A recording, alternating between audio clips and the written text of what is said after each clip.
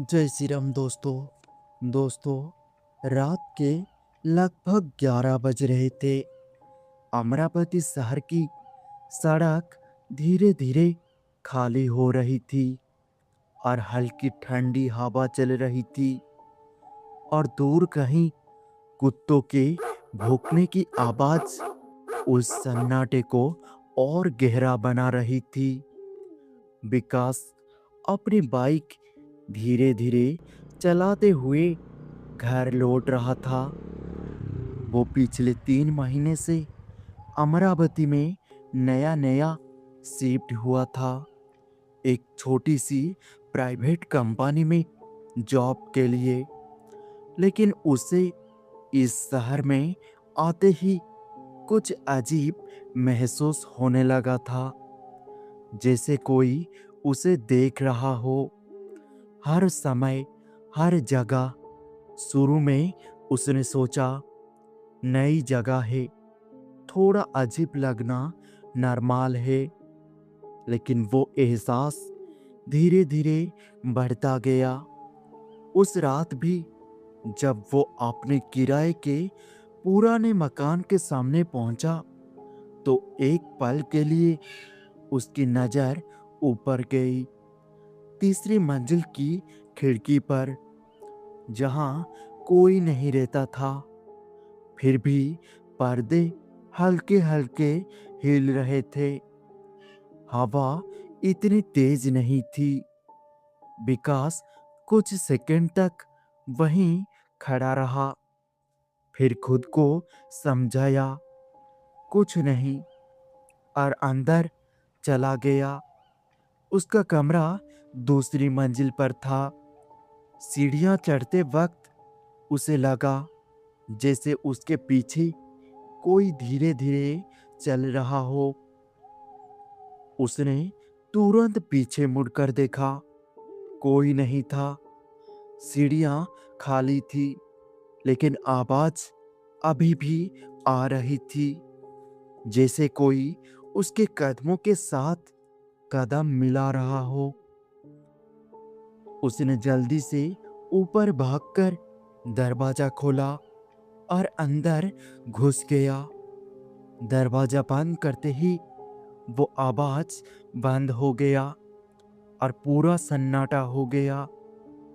विकास ने गहरी सांस ली और खुद से कहा, बस दिमाग खेल रहा है।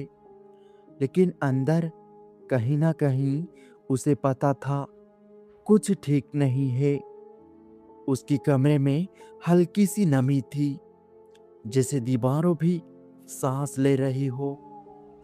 उसने लाइट ऑन की और तभी उसका नजर कमरे के कोने में पड़ी। दीवार पर हल्का सा काला निशान था, जैसे किसी ने उंगलियों से घसीटा हो।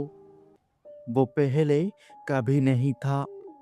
विकास धीरे धीरे उसके पास गया और हाथ लगाया। निशान ठंडा था, अजीब तरह से ठंडा, जैसे बर्फ से भी ज्यादा ठंडा।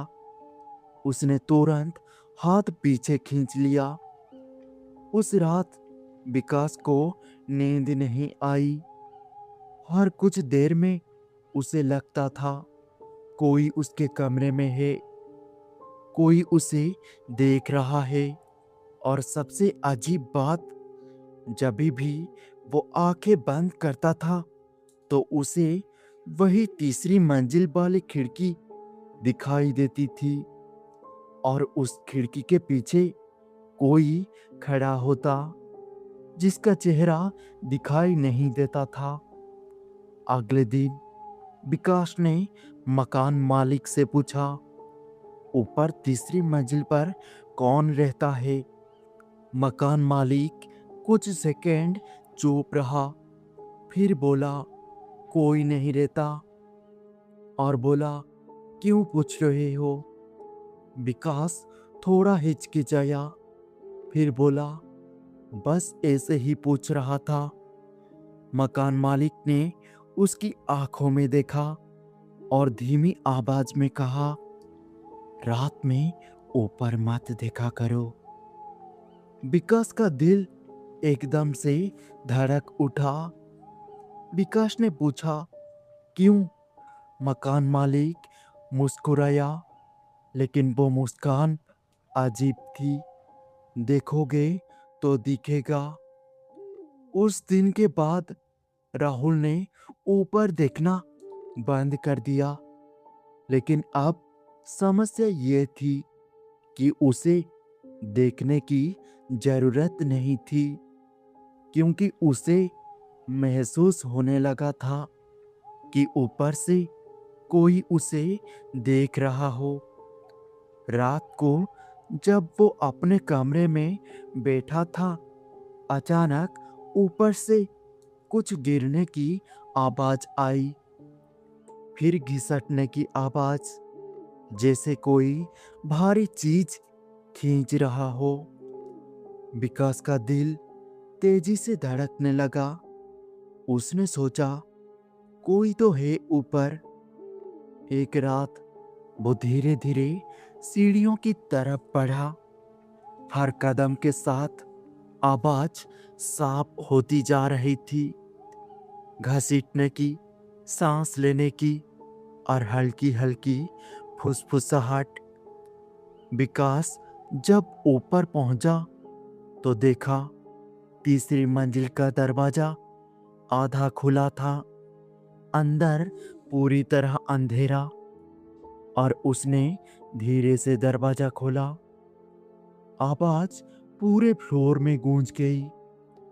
अंदर घुसते ही एक ठंडी हवा उसके चेहरे से टकराई, जैसे किसी ने उसके बहुत पास आकर सांस ली हो।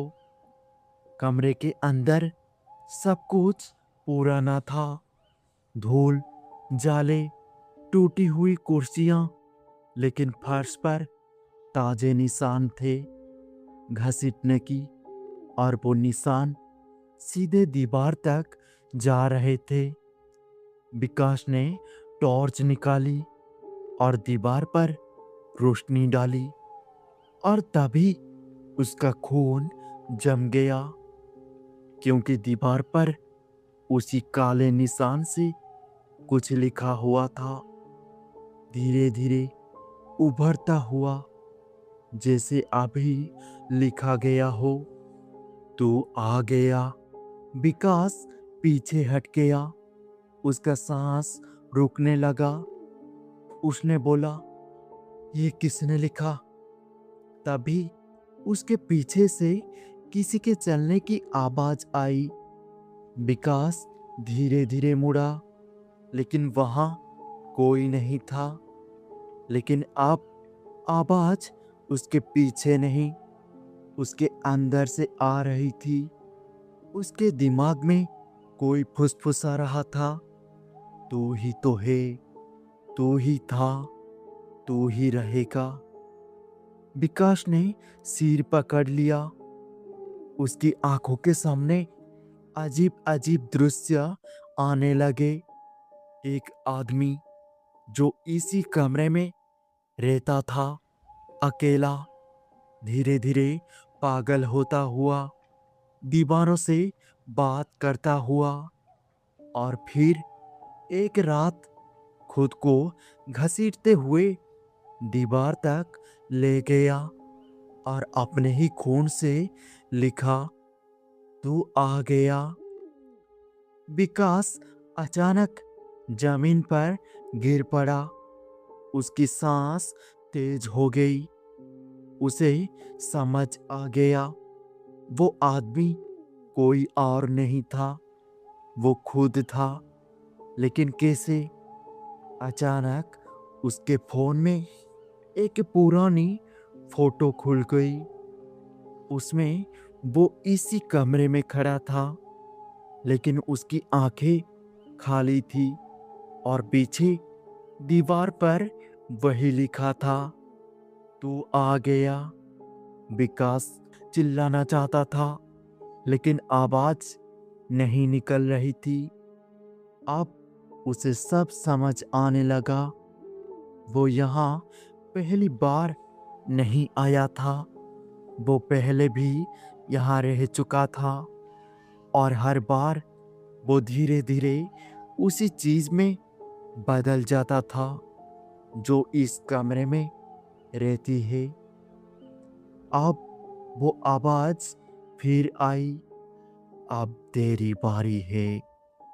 विकास का शरीर खुद ब खुद खींचने लगा, जैसे कोई अदृश्य ताकत उसे घसीट रही हो, सीधे दीवार की तरफ। उसके नाखून फर्श पर घिस रहे थे और उसकी आंखों से आंसू निकल रहे थे, लेकिन शरीर रुक नहीं रहा था। और फिर उसका हाथ दीवार तक पहुंचा। उसकी उंगलियां अपने आप उस काले निशान को छूने लगी और धीरे धीरे दीवार पर नए शब्द बनने लगे। अगला तू है। अगली सुबह जब मकान मालिक तीसरी मंजिल पर गया तो दरवाजा खुला था और अंदर एक नया निशान था। और कमरे में कोई नहीं था, बस खिड़की के पास पर्दे हिल रहे थे और नीचे सड़क पर एक नया आदमी खड़ा था जो ऊपर देख रहा था और मुस्कुरा रहा था।